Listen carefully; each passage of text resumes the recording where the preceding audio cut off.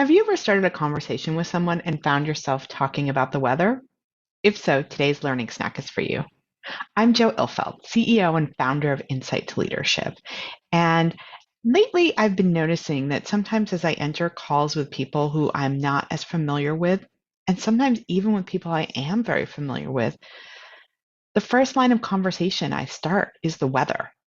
And initially, I judged myself. I'll be honest. I judged myself because weather, how trite, it's always there. This is a very uninteresting thing.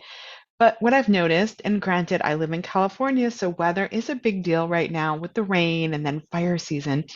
But what I've noticed is that in some ways, weather gives us context. It's like, hey, what's the weather where you are? What is the context where you're sitting? What is it like? Is it sunny for you? Is it beautiful? Is everyone outside and having fun? Or is it gray and gloomy? You probably can't tell because the window behind me looks so light, but it is incredibly gray and gloomy in Berkeley today.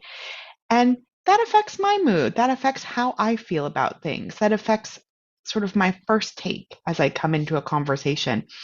And so I've decided that rather than the weather being just a trite thing to talk about, it can also be a way where we connect with people remotely. What's it like where you are? What is happening for you at this moment?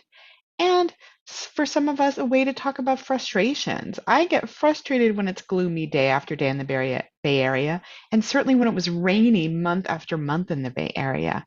So there can be a way sometimes when I'm talking about weather, I'm talking about what I'm really hopeful for or what's really hard for me right now.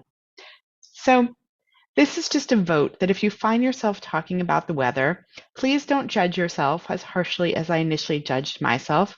And maybe it can even be a way for you to connect really nicely with the person you're talking to.